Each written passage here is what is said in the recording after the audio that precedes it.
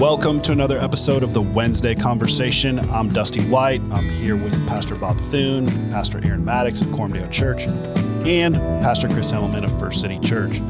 On Wednesdays, we sit down to talk about how the gospel of Jesus Christ connects to the questions and issues of everyday life. And today, we're asking the question, who are the Nephilim? That is the question. Aliens. Aliens. Hey, there's all kinds. Alien astronauts. Hey, don't go on the internet and type in Nephilim because you get all kinds of conspiracy theories, baby.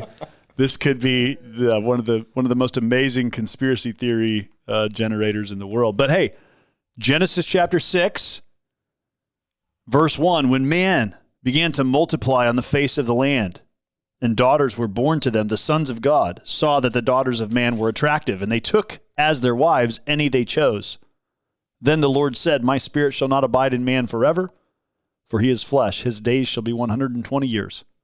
The Nephilim were on the earth in those days, and also afterward, when the sons of God came in to the daughters of man, and they bore children to them. These were the mighty men who were of old, the men of renown. Now, my friend Will Walker and I have some friendly banter back and forth. And the crew at Providence Church preached Genesis 1 through 11 a few years ago. And then Will started texting me about every couple months and just chiding me that we had never preached Genesis 1 through 11 at Coram Deo. Yeah. And he's like, what, are you guys afraid of the first 11 chapters of the Bible? Like, how come you don't want people to know how all this began? He was just like, no, we're just afraid of the first 6. Right. He was just taunt me. He was just taught me for not preaching Genesis 1 through 11. So we kind of were having some fun with it over text. And so I pulled up the messages at Providence Church.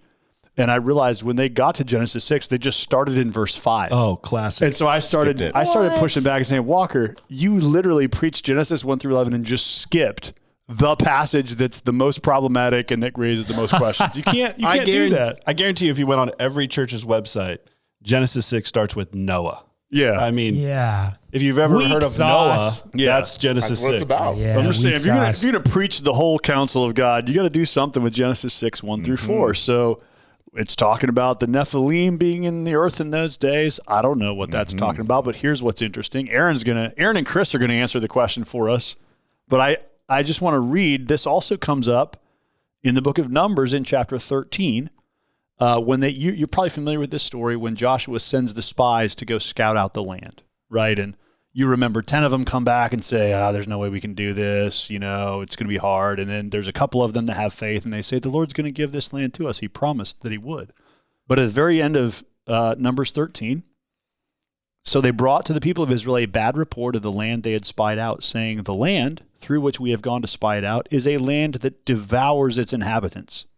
And all the people we saw in it are of great height. And there we saw the Nephilim, the sons of Anak, who come from the Nephilim. And we seemed to ourselves like grasshoppers, and so we seemed to them. So here's the next time in the Pentateuch that Nephilim come to the surface is at the moment of the conquest. And so I think we're supposed to see a connection, at least, between these two passages. That Numbers 13 is a hyperlink back to Genesis 6, and we're supposed to think of when we hear of the Anakim and the sons of Anak, we should go, oh, okay, so they're connected to the Nephilim. So at least the interesting thing there is it's making a connection to before the flood. So, this is Genesis 6 is the last account before Noah's flood, and then after the flood and after the conquest, we come to these people who are supposedly the descendants of the Nephilim or who come from the Nephilim. And so that's an interesting reference as well. So the question is, who are the sons of God? Who are the daughters of men? Who are the Nephilim? Are they giants? Are they aliens, Chris? So I think, Aaron, jump in here. I'm happy to survey sort of the possible views, but I'd love for you to just jump in at a textual level and just say, what do we need to do first of all just to... While you guys talk, I'm just going to say giants in the background the whole time. Giants. They might be giants. We're going to get to that. Well, if you have a footnote in your ESV, it just says, or giants. Or giants. There's a reason for that. That's going to be actually really important. I think the place to start, I think, is we need to ask the question, before we answer the question, who are the Nephilim, we need to ask the question, backing up to verse 2, who are the sons of God? Okay, great. So I think that we need to answer that question, then we can get to who are the Nephilim. Yeah, because they did whatever they wanted there. Exactly. It's kind of crazy because it's the sons of God. They see that the daughters of man were attractive. That's the Hebrew word for good. And then they take them as wives that they choose. Oh, yes. See good take So shows this up is here. the see good take. Same thing from Genesis 3. So how, the fall narrative, as we classically understand it in Genesis 3, seems to be being replayed in Genesis 6 by the sons of God. Now, to the point of who are the sons of God, this phrase, B'nai Elohim, in the Hebrew Bible here, appears only 5 times, besides here, in the rest of the Hebrew Bible. And one of the cases that Dr. Heiser makes and various other scholars have made is that when this phrase appeared, sons of Elohim or sons of God, when it appears in the rest of the Old Testament, it's always referring to spiritual beings that inhabit the presence of God. All right. So a few different examples. Go. Real quick. So Job 1:6. Now there was a day when the sons of God came to present themselves before Yahweh. Yeah, he's having a board meeting. He's having a board meeting. Getting the Exactly. divine counsel in there. And then later on in the book of Job, I won't go through all these, but Job 38 is one more. When this is the Lord speaking to Job, he says, the God does, "Where were you, Job, when I laid the foundation of the earth? Tell me, if you have understanding, when the morning stars sang together and all the sons of God shouted for joy." Seems like fairly clear references to some sort of spiritual beings Giants. that are in the presence of God. There's various other Psalm 89, Psalm 82, Psalm 29, same kind of concept. So I tend to lean toward the idea that the sons of Elohim or the sons of God are spiritual beings, in contrast with 2 other very reputable and likely views. We can dive into those as well. All right, so I'll summarize those real quick. I'm just looking at Michael Heiser's work in chapter 12 of his book. He sort of summarizes the possibilities here. The most classic view, going all the way back to the time of Augustine, is that these are Sethites. The sons of God refers to the line of Seth. The daughters of men refers to the line of Cain. And that what's the problem here, what's going on, is that the line of the godly seed was not supposed to intermarry with the daughters of Cain, and yet that's what happened here. And so that's been a position since about the 4th century, and that the problem here is that there's a forbidden intermarriage. You can think about all the connections of intermarriage throughout the rest of the Old Testament, Nehemiah and books like that, where the whole point is don't intermarry with pagans. We are the people of God, and we're to keep that, be faithful to Him. The other possibility is that these are divinized human rulers. Think of it as like really powerful kings, really powerful earthly rulers who start to become arrogant in their pride. And so this is talking about human rulers that in some way are, I don't know what he means by divinized. Aaron, maybe you can fill that out a little bit. It's the idea, so think maybe to step out of the ancient Israelite culture, but to one of Israel's neighbors, ancient Babylon. A lot of the kings in ancient Babylon saw themselves as essentially Sons of the semi-divine. divine. Yeah, sons of the divine, essentially. And so it's this not the ultimate God, capital G, but more than a mere human. Gotcha. All right. So, Chris, you're a convinced Sethite. Well, That's your yeah. that's I your mean, really I'm convinced, but I totally recognize one that because actually the position Aaron takes actually had a longer history than the Sethite view, because that's what common during the intertestament period. The early Jewish scholars. early Christian fathers being very influenced by that. So long tradition there, and the intertextual connections. Strong case to be made there.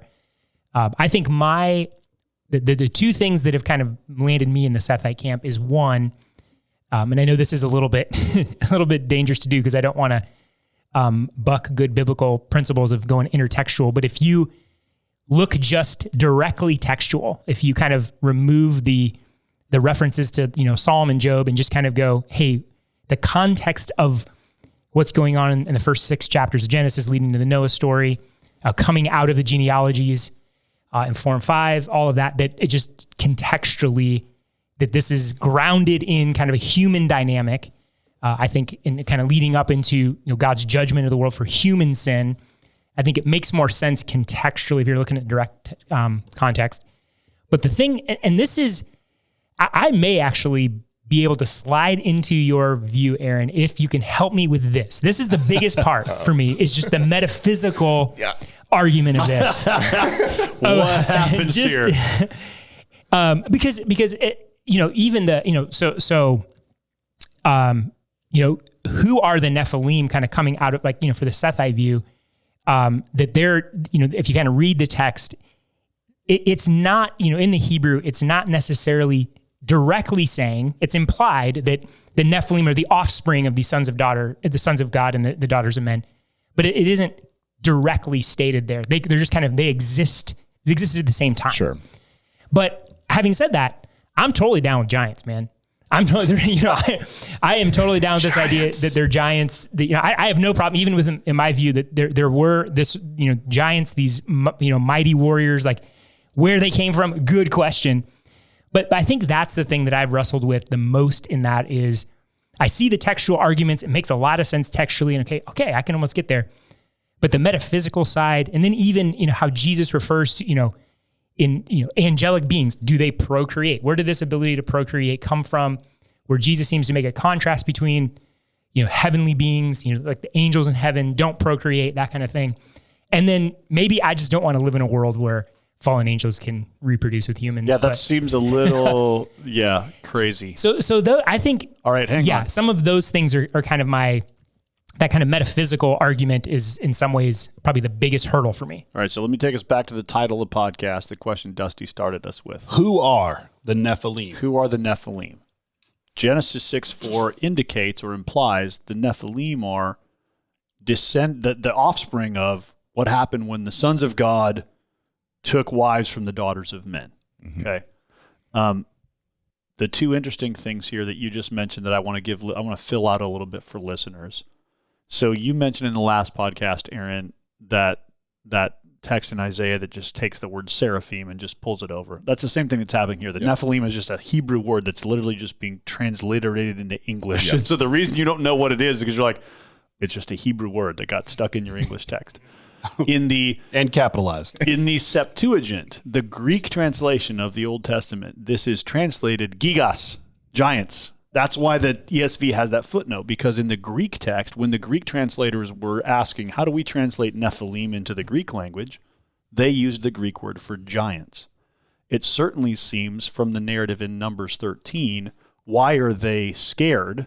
It's because when they went into land, they saw the Nephilim and they were large. They appeared imposing. And so I think we're supposed to see in some way, there's a connection here to some Canaanite peoples who seem to be very large human beings. Think Andre the Giant. Think about the people you've seen, the movie characters that are just like, all right, this guy's huge. That's who it is. Yeah, it's Andre the Giant. Yeah, I mean, he was like 7'6". He's like, but the reason he had all those amazing roles in movies like The Princess Bride is just because he's a unique physical specimen. It's just like there's not many people as big as that.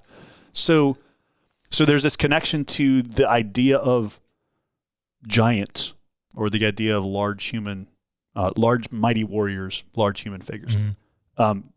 Perhaps Goliath is connected. Okay, we should talk about that in a second. Aaron's going to take us there. Mm-hmm. But the other thing you mentioned, Chris, that I want to point out is you mentioned some intertextual connections.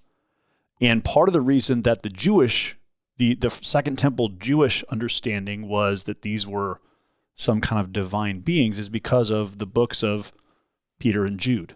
Right? And so I want to read from 2 Peter and from Jude that seem to be referencing this event. So let me read from 2 Peter chapter 2. For if God did not spare the angels who sinned, but held them captive in Tartarus with chains of darkness and handed them over to be kept for judgment, and did not spare the ancient world, but preserved Noah, a proclaimer of righteousness, and 7 others when he brought a flood on the world of the ungodly. And if he condemned the cities of Sodom and Gomorrah to destruction, reducing them to ashes, having appointed them as an example for those who are going to be ungodly, and rescued righteous Lot, worn down by the way of life of lawless persons in licentiousness. Skipping to verse 9, then the Lord knows how to rescue the godly from trials and to reserve the righteous or the unrighteous to be punished at the day of judgment, and especially those who go after the flesh in defiling lust, and who despise authority. Likewise, Jude only has one chapter. So Jude, verse 5. Now I want to remind you, although you know everything once and for all, that Jesus, having saved the people out of the land of Egypt, the second time destroyed those who did not believe.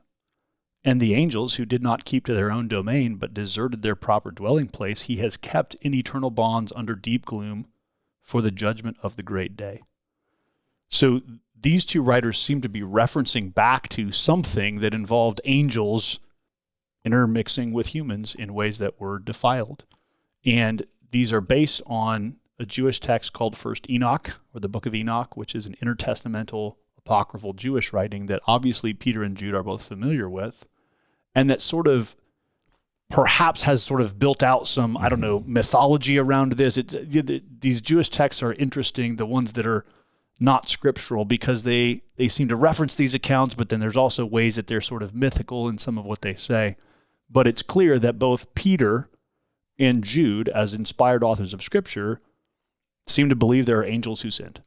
Yeah, I think this is really interesting. The language that Peter uses for God did not spare angels when they sinned, 2 Peter 2 verse 4, and then Jude verse 6, and angels who did not keep their domain. When you go back to Genesis 6 in the Septuagint, so the Septuagint would be the Greek translation of the Old Testament, 100 to 200 years before the time of Jesus.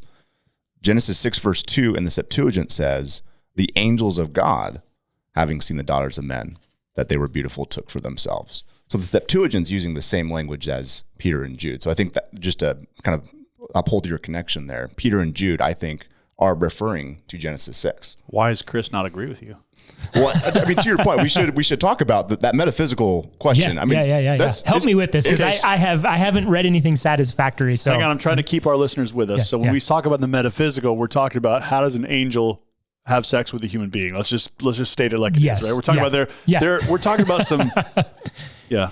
Yes. So I haven't done a ton of reading on this, but a couple things that popped to mind. First is like, we should just acknowledge that this is a very strange story. And just, just to be okay with that and to not feel like, and I think we should have that sort of reaction. I think the biblical text is like this is not how it's supposed to be, kind of a thing. Yeah. Mm-hmm. And at the same time, like, to be a Christian, we do believe some very strange things, right? Like the resurrection. Like the resurrection, the virgin birth. Like, there are a lot of doctrines that don't make sense to us logically. So there's that piece.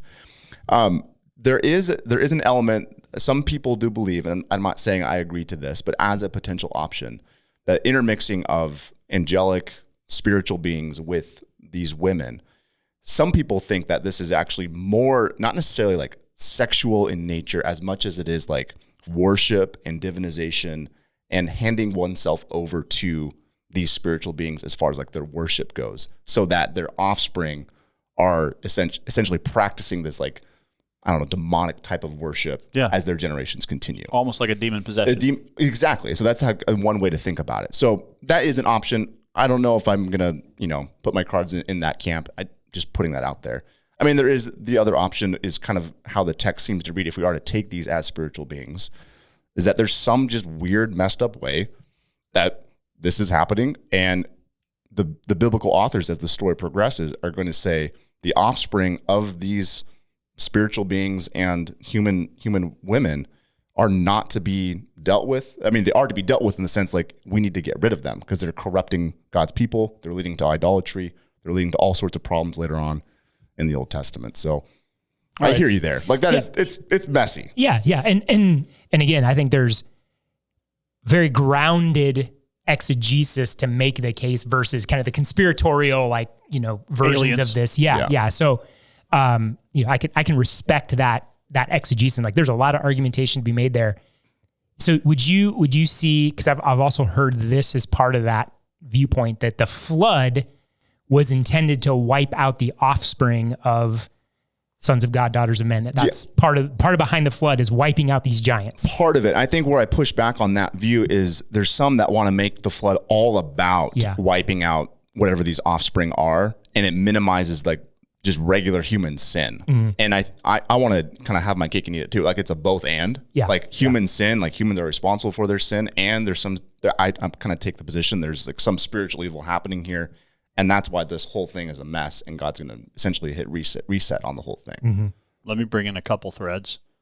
One is I just want to give a shout out to my friend Bethany Gilbert that if there's any passage in the Bible that would lead me to talk about aliens, it's this one. Because we see you. Because if there are divine beings who are capable of interacting with humans in strange ways, it's just like I could go down some pretty great conspiracy alien theories here, just at the level of the metaphysical, right? Of just like, hey, if interaction between the divine and human is possible, and if there are dark divine beings who want to in various ways interact with humans, that opens up a ton of possibilities. Mm-hmm. Yeah.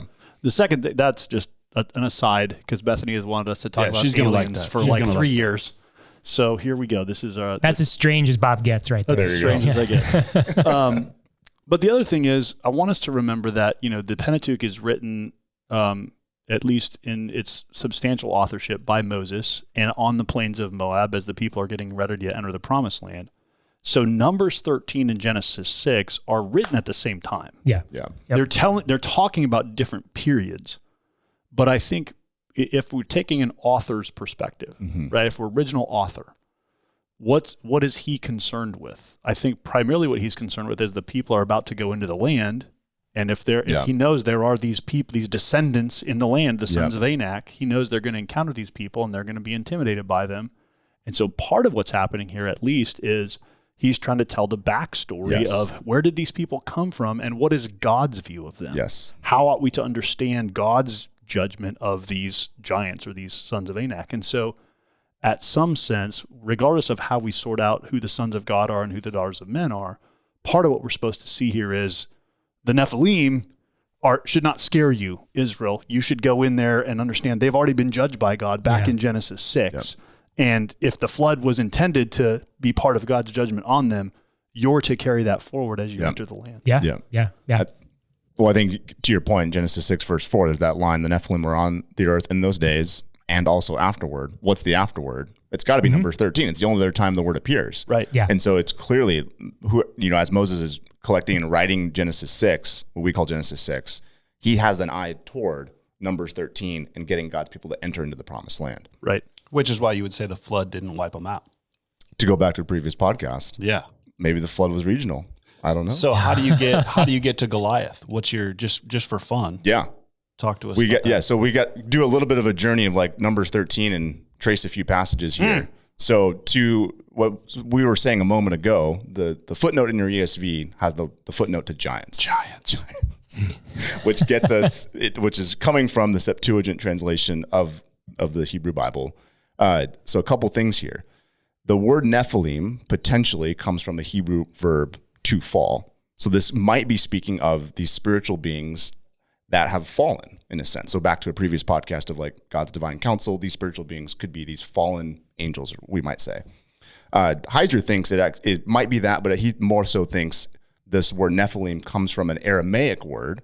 So this would have been kind of one of the primary languages towards the end of the Old Testament period for the God's people. A Hebrew word that actually means giant. So there's some intertextual connections there. Now, that kind of in the background, whatever these beings are, it seems to be like giant is there. Now, when you get into Numbers 13 and into the rest of like the conquest, I think, which would just go back to this Numbers 13 passage. Numbers 13:28 says, "Nevertheless, the people who live in the land are strong, and the cities are fortified and very large. And moreover, we saw the descendants of Anak there. Amalek is living in the land of the Negev. The Hittites and the Jebusites and the Amorites are living in the hill country, and the Canaanites are living by the sea and by the side of the Jordan."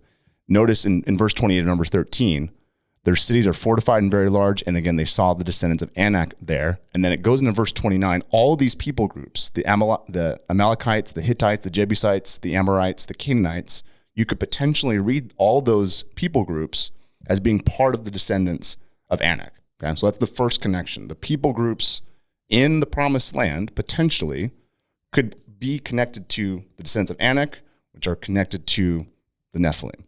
Okay, so that's and the first sidebar. movement. It seems like frequently in the Old Testament, when it talks about entering the land of Canaan, it names all those people. Yes. You're entering into the land of the Hittites, the Hivites, the Jebusites. Exactly. Right? It names all those people. And as a good Bible reader, we're to kind of just keep these pieces together, these connections. That Moses Genesis 6 is the start of it. The Nephilim and all these people groups, the descendants of Anak, the Hittites, all these ites that we sometimes say, they're all part of this mysterious giants kind of people group. Now, in verse 33, verse 32, the land through which we have gone, these are the spies, and spying out the land, is a land that devours its inhabitants, and all the people whom we saw are men of great size. Okay, so we've kind of talked about that. That's the giant sort of language there. There they are. There they are. There's giants in the land. When you get to the book of Deuteronomy, as they're, again, still prior to actually entering into the promised land, it says in Deuteronomy 2, verse, let's call it 10 through 11. Just call it that. Yeah, let's just about there. I'm trying to figure out where I should start here. So starting in verse 10, a meme formerly lived there, a people great and mighty and tall as the Anakim. So speaking of a particular people group, saying that these people are just as tall as the Anakim, these giants. Like the Anakim, they also counted as the Rephaim, which is just another parallel word, but the Moabites call them the Amin. Okay, so all I'm trying to do there is you got to translate some of that for me. Lots of memes there. Yeah. All I'm trying to point out is that this is just another data point in the Pentateuch of these Anakim being referenced as very tall giants. That's all I'm trying to point right now. When you go into the actual conquest narrative, the book of Joshua 11, start in verse 21. And Joshua came at that time and cut off the Anakim. So by this point, if you're reading through the Bible, you know who the Anakim are. They're the descendants of Anak. They're connected to the Nephilim. They're these giants. Joshua came at that time, cut off the Anakim from the hill country, from Hebron, from Debir, from Anab, and from the hill country of Judah, and from all the hill country of Israel. Joshua devoted them to destruction with their cities. There was none of the Anakim left in the land of the people of Israel. This is important. Only in Gaza, in Gath, and in Ashdod did some remain. Guess who came from there, Dusty? Guess who came from one of those three places? Okay, so maybe see where this is going. Just one more fun data point. Caleb, when he's like, give me some more. I got more energy I'm left. 80, but I'll go kick some butt. I'm going to keep going. Joshua 14, verse 12, he says, so now give me this hill country of which the Lord spoke on that day. For you heard on that day how the Anakim were there with great fortified cities. So Caleb wants to go drive out some Anakim. He wants to go take out some giants. So back to that line, though, in the book of Joshua, in chapter 11, verse 22, there's some Anakim that are left over in Gaza, in Gath, in Ashdod. When you get down to the fairly famous David and Goliath story, we're told that Goliath, and we all know the children's story, he's a giant. Right? He's definitely a giant. That's what they told me. That's what they told you in Sunday school. And you get that detail in the book of 1 Samuel 17 that he's from Gath. Boom. So you put some of the data pieces together. It's very much textually possible that Goliath himself, he's a giant, he's from Gath, he's checking all the boxes. He is a somewhat of a descendant from the Anakim, Nephilim giants. And part of what David is supposed to do, when you go to, I think it's 1 Samuel 21, there's a whole section there where David is essentially wiping out all these Philistine giants.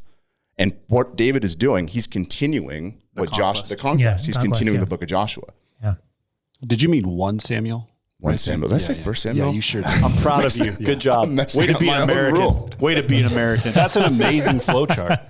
I mean, that's really good textual work, but it's also worshipful to just trace it that far into the text. Yeah. I am actually just seeing for the first time the connection you made in Numbers 13, Aaron, when it talks about we saw the descendants of Anak there, and then it names the Amalekites, the Hittites, the Jebusites, the Amorites, and the Canaanites. Yep. And I'm making the connection to Deuteronomy chapter 7, when the Lord your God brings you into the land that you're entering and clears away many nations before you, the Hittites, the Girgashites, the Amorites, the Canaanites, the Perizzites, the Hivites, and the Jebusites, 7 nations more numerous and mightier than you. Mm-hmm. When the Lord God gives them over to you, you defeat them, you must devote them to complete destruction. You shall make no covenant with them and show no mercy to them. You shall not intermarry with them, giving your daughters to their sons or taking their daughters for your sons. Sounds like Genesis 6. Yep. Sounds like humans. Yep. No. So it does sound like there's a consistent connection here in the conquest. Yeah. And what you did, I mean, that's to kind of just add what you've already been saying, that whole judgment piece that David continues and completes. Where's the justification for that? All the way back in Genesis 6, God's judgment on the Nephilim. Yeah. And so tracing that out of the existence of these guys, but then also God's treatment, which gives further moral justification or kind of explanation of conquest. Yes, and I think more work to be done, at least from my perspective of some like Old Testament studies on these apologetic questions on the conquest. I think what Heiser is kind of teeing up, he doesn't explicitly go here. I think there's some good potential work to be done of talking about if these Nephilim are descendants of intermarrying of spiritual beings and these humans, and that they're like these kind of corrupt spiritual beings, these giant mystical figures. All these conquest commands, like in Deuteronomy 7, for example, and other places, we're just kill them. It's killing them. It's targeting these spiritual beings that are corrupting God's people. And it's not how we might think of like genocide in our day. This is real spiritual warfare going on. And it's very much Paul's being consistent when he says we do not wrestle against flesh and blood. Yeah. Like Joshua's doing that. And I think there's very much good. I want to do more work here, but I think there's some potential to flesh that out. Well, and that's the interesting thing to me about Heiser's view, going back to the metaphysics, is he's saying, hey, if there really are fallen beings, fallen heavenly beings, and if they really are seeking to corrupt humankind in whatever way Genesis 6 is talking about, and if there are therefore either demon-possessed or, descendants of this sort of rebellious spiritual beings, then of course we would see justification for why God would want to say, don't give these people any ground, don't intermarry with them, and in fact, don't let them live in your land. So it is interesting.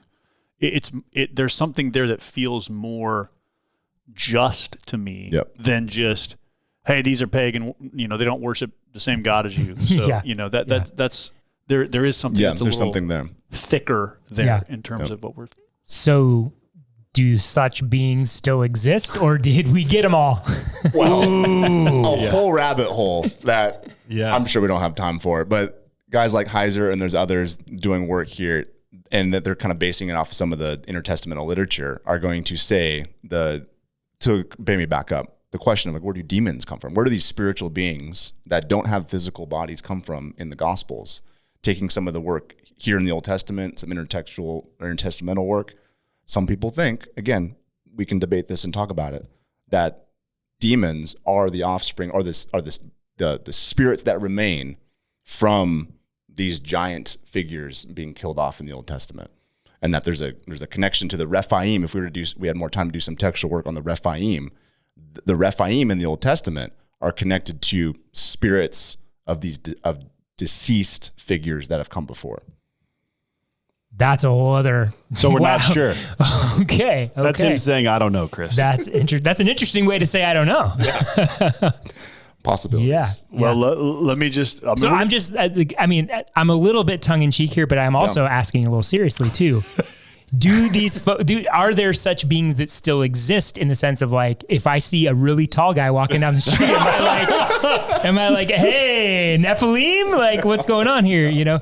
Or is there, I guess maybe to ask the serious question is the existence.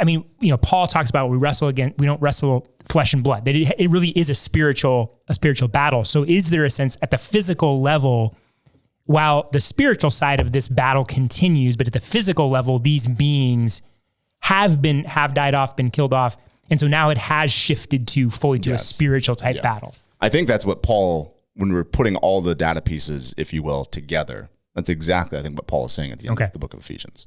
Let me mention one more thing before we close this fascinating podcast on the Nephilim. And by the way, maybe all we've done is provoke more questions in listeners. And so you're welcome to send us an email and let us know if there's other aspects of this conversation you'd like to hear us talk about.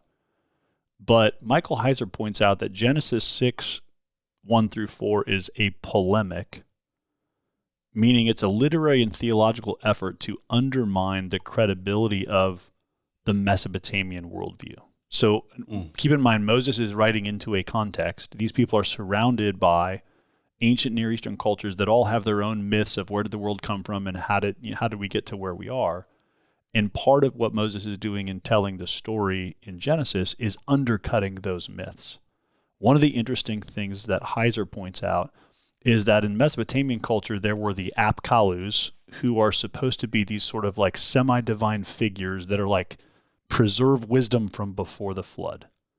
We said in a couple podcasts ago, the story of a massive flood is the most well-attested story in every ancient Near Eastern culture. Every culture around Israel also shared the memory of some massive catastrophe that involved a flood. And so each of these cultures had these stories. And in Mesopotamian culture, the Apkalus were these semi-divine sages who had knowledge from before the flood. Sometimes they lived for thousands of years. They were sort of, these cultures understood these to be the figures that have wisdom.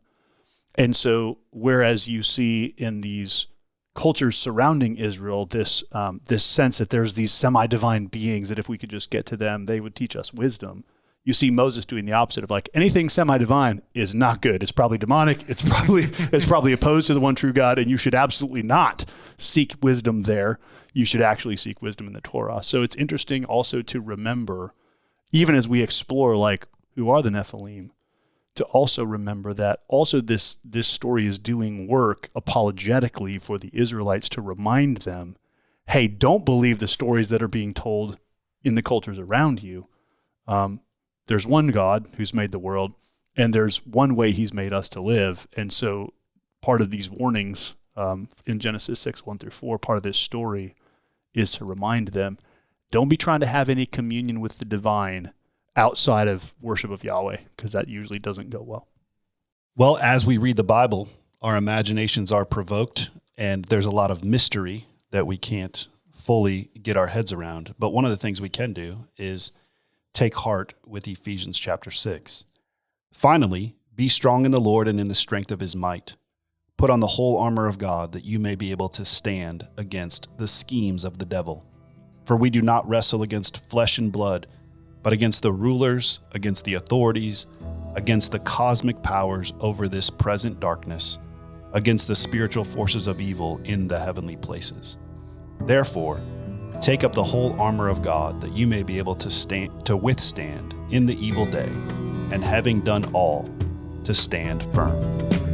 The goal of this podcast is to equip our own church for discipleship and mission. So if you're a Christian or a church leader in another context, thanks for listening in. We pray that this conversation might be helpful to you as you minister in your context. We always love to hear from listeners. So if you have thoughts, questions, future podcast topics, send an email to podcast@cdomaha.com. Thanks for listening. We'll see you next time for another episode of the Wednesday Conversation.